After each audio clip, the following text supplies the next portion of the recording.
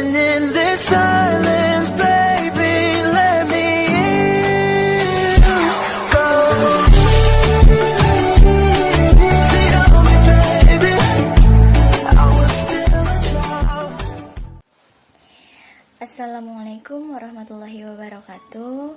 Perkenalkan, saya Muhalisa, mahasiswi semester 5, Fakultas Agama Islam, Prodi Pendidikan Agama Islam, Universitas Islam 45 Bekasi.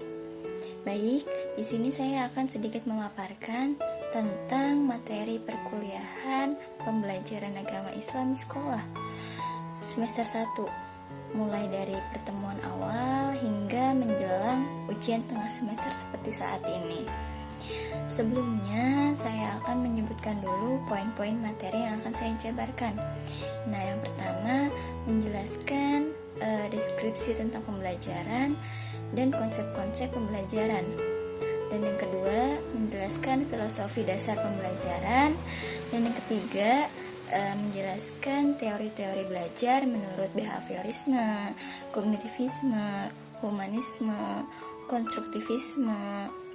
Dan yang berikutnya juga saya akan jelaskan mengenai pendekatan-pendekatan pembelajaran dan strateginya.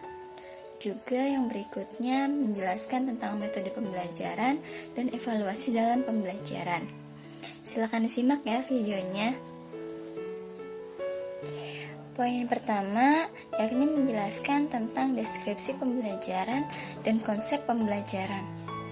Nah, arti dari pembelajaran sendiri bisa dimaksud sebagai proses, cara, atau perbuatan yang menjadikan orang atau makhluk hidup tersebut belajar. Karena pada dasarnya belajar itu merupakan proses di mana tingkah laku ditimbulkan atau diubah melalui latihan atau pengalaman.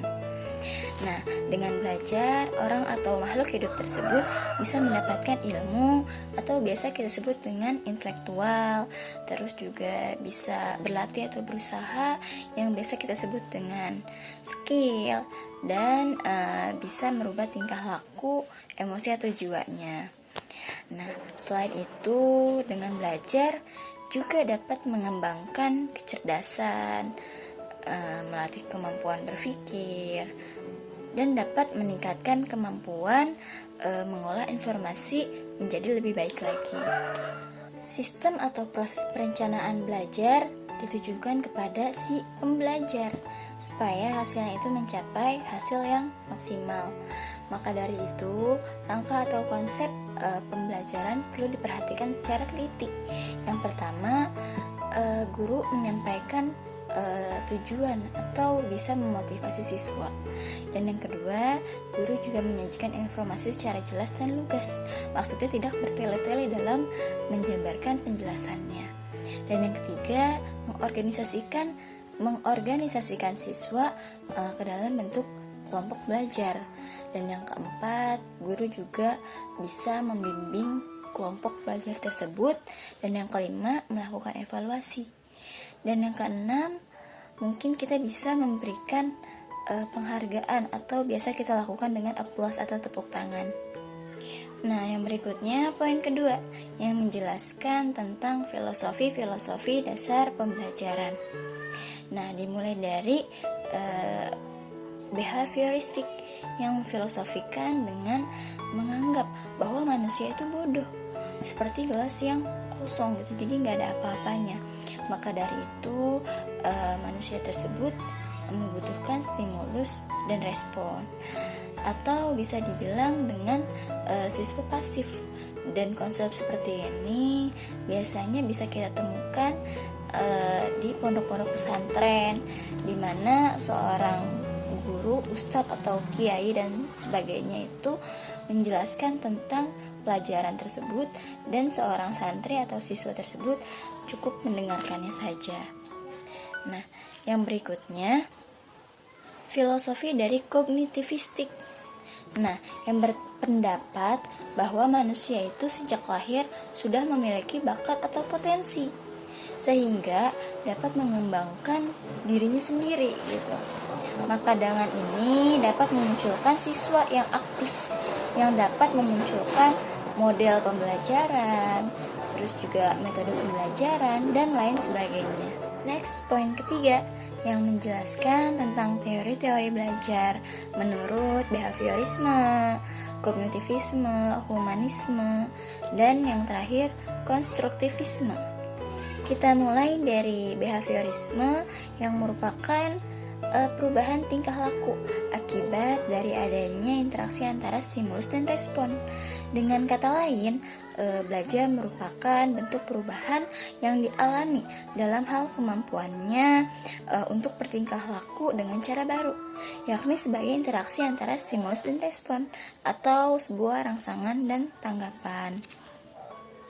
Sebagai contoh penerapannya dalam behaviorisme ini, yang pertama, guru bisa menyusun materi atau bahan ajar secara lengkap.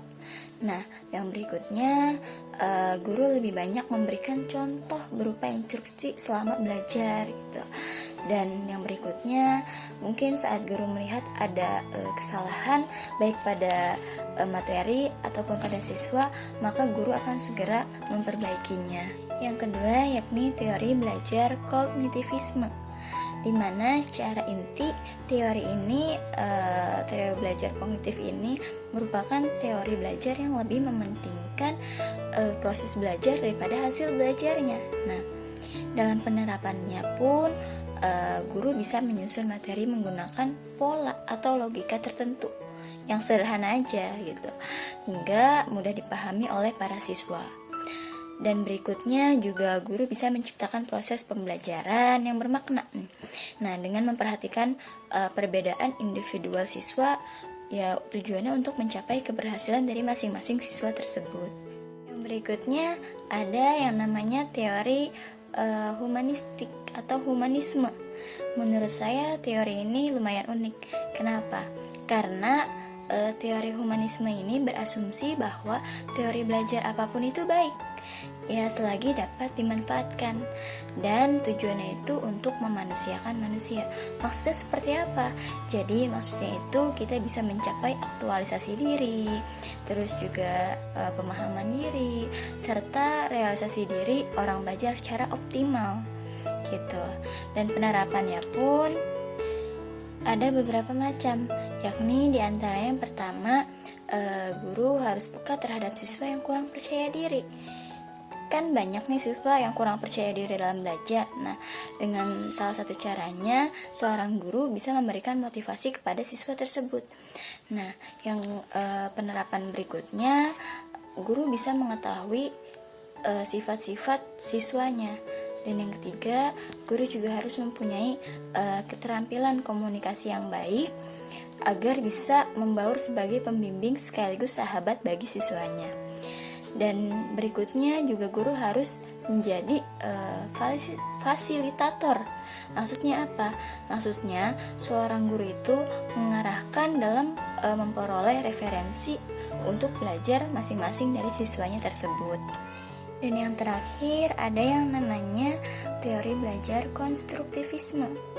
Nah, teori belajar konstruktivisme ini adalah teori belajar yang lebih mengedepankan kegiatan mencipta, terus serta membangun atau mengembangkan gitu dari sesuatu yang telah dipelajari. Nah, tujuannya apa?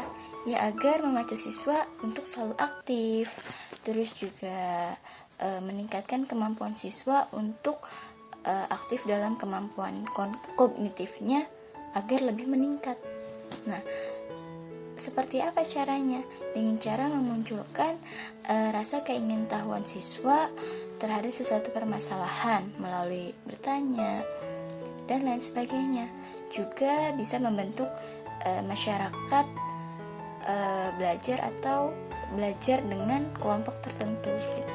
Poin keempat yang menjelaskan tentang pendekatan-pendekatan dalam pembelajaran dan strategi-strategi pembelajaran.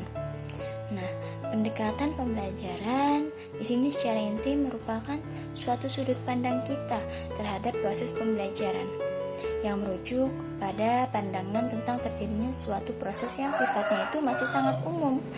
Nah, yang di dalamnya bisa mewadahi, menginspirasi, menguatkan, dan melatari metode pembelajaran dengan cakupan teoritis tertentu. Dan berikutnya tentang strategi pembelajaran.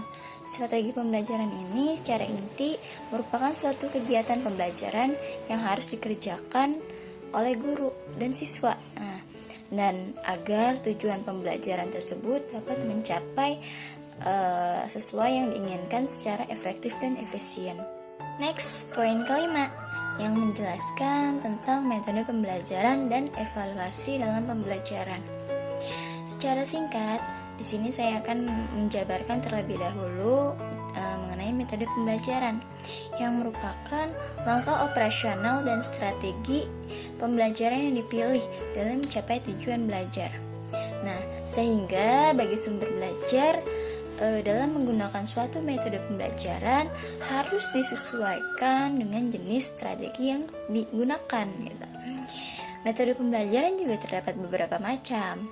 Di antaranya ada metode pembelajaran diskusi, metode pembelajaran ceramah, metode demonstrasi, juga ada yang namanya metode resitasi, eksperimen, ataupun study tour yang biasa kita sebut dengan karya wisata, dan masih banyak lagi macam-macam metode lainnya.